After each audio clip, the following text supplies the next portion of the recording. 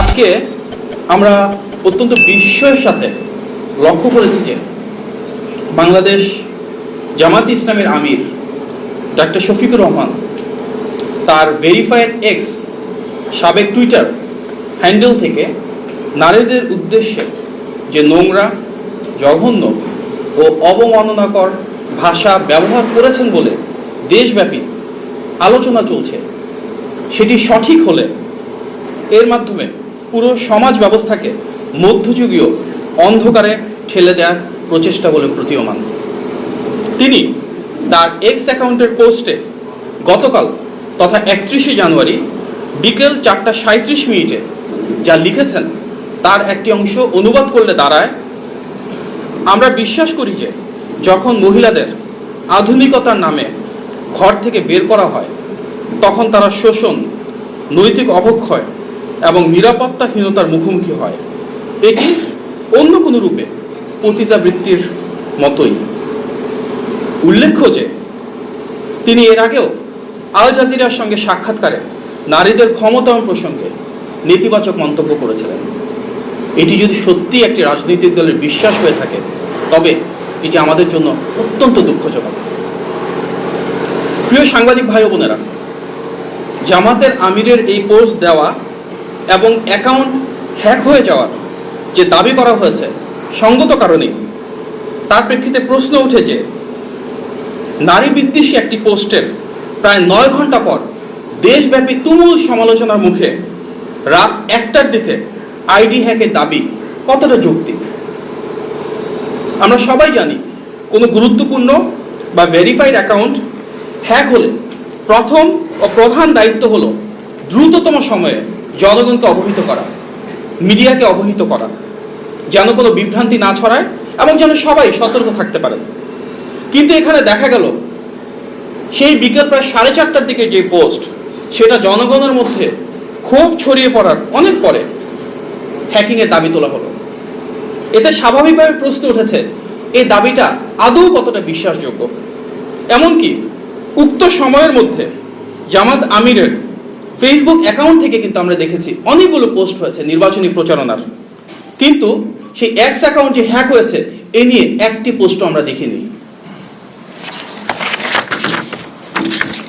পরবর্তীতে আমরা লক্ষ্য করেছি যে তারা গভীর রাতে 3:30 অনেকটাই ভোর রাত, যখন হাতিরঝিল থানায় একটি সাধারণ ডায়েরি বা জিডি করতে গিয়েছেন, সেখানে স্পষ্টভাবে তারা উল্লেখ করেছেন বিকেল 4:55 অ্যাকাউন্ট হ্যাক হওয়ার বিষয়টি তারা জানতে পেরেছেন। যদি তাই হয়ে থাকে তাহলে দীর্ঘ সময় তারা কেন জাতির সামনে সেটি উন্মোচন করেননি এবং প্রায় 12 ঘন্টা পরে কেন জিডি করতে হলো, যখন সারা দেশে মানুষ সংক্ষুব্ধ হয়েছেন? এই বিলম্বের আদৌ কি কোনো যৌক্তিক ব্যাখ্যা রয়েছে? তাছাড়া হ্যাক হওয়ার ঘোষণা দেওয়ার কিছুক্ষণের মধ্যেই সে অ্যাকাউন্ট ফিরে পাওয়ার দাবিটাই বা কতটা বিশ্বাসযোগ্য? এই প্রশ্নগুলো জনমনে ঘুরছে। মানুষ এই প্রশ্নগুলোর উত্তর যৌক্তিকভাবে জানতে চান। আমরা স্পষ্টভাবে বলতে চাই, আমরা সর্বদা নারীদের ব্যক্তিগত স্বাধীনতা, সম্মান ও সম অধিকারের পক্ষে। এই ধরনের ভাষা ও মানসিকতা কোনো সভ্য সমাজে কোনোভাবে গ্রহণযোগ্য হতে পারে না। এটি প্রকাশ্যেই নারী বিদ্বেষী মনোভাবের বহিঃপ্রকাশ। আমরা যদি এটি সত্যি হয়ে থাকে তীব্র নিন্দা এবং ধিক্কার জানাই। দুঃখজনক হল সত্য, এই রাজনৈতিক দলটির জন্য এটি নতুন কোনো আচরণ নয়। এর আগেও কিন্তু আমরা দেখেছি এই দলের একজন নেতা ঢাকা বিশ্ববিদ্যালয়ের শিক্ষার্থী বোনদের উদ্দেশ্যে ঠিক একইভাবে অশালীন শব্দ ব্যবহার করেছিলেন। আমরা দেখেছি এই দলের প্রধান স্বয়ং প্রকাশ্যে নারীদের জন্য কর্মঘণ্টা কমিয়ে আনার মতন পশ্চাৎপদ বক্তব্য দিয়েছেন। উল্লেখ্য যে দলটি মুখে মুখে ইনসাফ কায়েমের কথা বলে বেড়ায়, কিন্তু একটি আসনেও তারা সংসদ সদস্য হিসেবে কোনো নারী প্রার্থীকে মনোনয়ন দেয়নি। বাংলাদেশের জনসংখ্যার অর্ধেকের বেশি নারী, অথচ একজন সংসদ সদস্য প্রার্থীও নেই এই দল থেকে যিনি নারী। এই বিষয়টি নিশ্চয়ই নারীদের প্রতি ওনাদের হীন মনোভাবের বহিঃপ্রকাশ।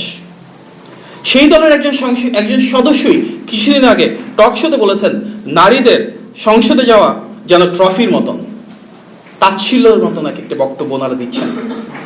আমরা দেখলাম এই দলটি প্রকাশ্যে বারবার ঘোষণা দিয়েছে তাদের দলের প্রধান পদে নারী কখনোই আসতে পারবেন না, অথচ তাদের নারীরাই বাড়ি বাড়ি গিয়ে নির্বাচনী আচরণবিধির লঙ্ঘন ঘটিয়ে এনআইডি কার্ড এবং বিকাশ নম্বর সংগ্রহ করছেন। এটা কি ধরনের ইনসাফ?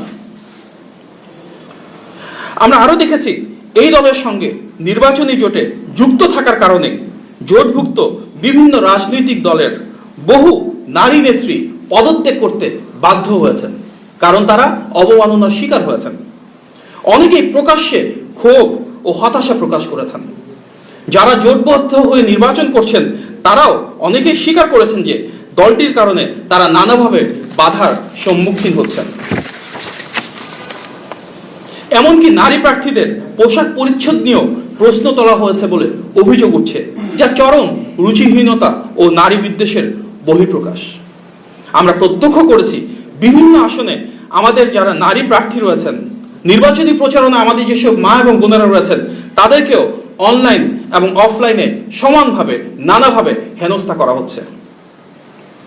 উপস্থিত সাংবাদিক ভাই ও বোনেরা, বিএনপি এবং অঙ্গ সহযোগী সংগঠনের যারা নারী নেতৃবৃন্দ রয়েছেন, কর্মী এবং সমর্থকবৃন্দ রয়েছেন, প্রায় প্রতিটি সদস্যকে, বিশেষভাবে আমাদের ছাত্র দলের যারা বোনেরা রয়েছেন তাদেরকে প্রতিনিয়ত সাইবার সিকিউরিটির লঙ্ঘন ঘটিয়ে সাইবার স্পেসে সীমাহীন বর্বর এবং মধ্যযুগীয় বুলিংয়ের শিকার হতে হচ্ছে, যা সচেতন মানুষকে অনেক ক্ষেত্রে আতঙ্কিত করে তোলে। এসব অপপ্রচারে জড়িত আইডিগুলোর দিকে তাকালেই দেখা যায় এগুলো নির্দিষ্ট একটি রাজনৈতিক গোষ্ঠীর পরিকল্পিত কর্মকাণ্ড। হয়তো একাংশ সংঘবদ্ধভাবে এই কাজটা করছেন। যুগে যুগে আমরা দেখেছি বাংলাদেশের নারীরা কিভাবে প্রতিটি সংকটে অগ্রযাত্রায় সামনে এগিয়ে এসেছেন, আমাদের পথ দেখিয়েছেন। আমরা দেখি আমাদের মায়েরা, বোনেরা, স্ত্রী ও কন্যারা কিভাবে ঘরে বাইরে আমাদের পরিবার, সমাজ, রাষ্ট্রে গুরুত্বপূর্ণ ভূমিকা রেখেছেন। আমরা দেখি আমাদের নারীরা শ্রম দিয়ে, ঘাম দিয়ে পণ্য উৎপাদন করে বৈদেশিক মুদ্রা অর্জন করছেন। এই যে বাংলাদেশের গার্মেন্টস শিল্পের বিশ্ব বিজয়, তার বিরাট একটা অংশ জুড়ে রয়েছে আমাদের নারীদের অবদান। স্কুলে যে নারী শিশুদের শিক্ষা দিচ্ছেন, হাসপাতালে যে নারী ডাক্তার ও নার্স হিসেবে মানুষের জীবন বাঁচাচ্ছেন, পুলিশে যে নারী আইন শৃঙ্খলা রক্ষায় কাজ করছেন, আইনজীবী হিসেবে যে নারী বিপদগ্রস্ত মানুষকে সহযোগিতা করছেন, যে নারী বিভিন্ন সামাজিক ও সাংস্কৃতিক কর্মকাণ্ডে নিজেদের নিয়োজিত রাখছেন, যে নারী প্রশাসন ও রাষ্ট্রযন্ত্রে, রাষ্ট্র পরিচালনায় বিভিন্ন দায়িত্বে রয়েছেন, যে নারী বিশ্ববিদ্যালয়ে শিক্ষকতা করছেন, যে নারী আপনাদের মতন করে সাংবাদিক হিসেবে গণমাধ্যমে সত্য ও ন্যায় প্রতিষ্ঠায় অবিচল কাজ করে যাচ্ছেন, কিংবা যে নারীরা বিভিন্ন খেলাধুলায় দেশের প্রতিনিধিত্ব করছেন, দেশের হয়ে লড়ছেন, যারা সমাজ সংস্কারে নিয়োজিত রয়েছেন, ভাবা যায় এইসব কর্মজীবী নারীদের বিষয়ে জামাতের কি একটি অপমানজনক অবস্থান। প্রিয় সাংবাদিক ভাই ও বোনেরা, বছর দেড়েক আগে 2024 সালের জুলাই গণ অভ্যুত্থানে আমরা দেখেছি আমাদের বোনদের কিভাবে মিছিলে স্লোগান ধরতে হয়েছে। আমরা দেখেছি কিভাবে পুলিশের গাড়ির সামনে প্রবল সাহসে তারা দাঁড়িয়ে গিয়েছেন। দেখেছি কিভাবে কবিতায়, গানে, দ্রোহে, রাজপথে তারা প্রতিবাদ মুখর হয়েছেন। আমাদের মায়েরা পানি হাতে, বাসায় বানানো খাবার হাতে রাস্তায় নেমে এসেছেন। আমরা জানি 1971 সালের মহান মুক্তিযুদ্ধে আমাদের নারীরা কিভাবে লড়াই করেছেন, রণাঙ্গনে ছিলেন। জাতি আমাদের মা বোনদের এই আত্মত্যাগ কখনোই অস্বীকার করতে পারে না। কিন্তু যখনই কোনো সংকট আসে একটি পক্ষ তখনই নারীদের আঘাত করার নোংরা পথ বেছে নেয়। আমরা জানি 1971 সালের মহান মুক্তিযুদ্ধের সময়ও একইভাবে নারীদেরকে অত্যাচার, নিপীড়ন করার পথ বেছে নিয়েছিল একটি পক্ষ। লাখো মা বোনের সম্ভ্রম হারানোর কালো অধ্যায় পেরিয়ে আমরা আমাদের স্বাধীনতা পেয়েছি। মায়ের মতোই দেশ, কিংবা দেশই তো আমাদের মা। সুতরাং আমাদের মায়েদের উপরে আর কোনো অন্যায়, অত্যাচার, অবিচার, নিপীড়ন, অবজ্ঞা আমরা মেনে নিব না, বিএনপি মেনে নেবে না, বাংলাদেশ মেনে নেবে না।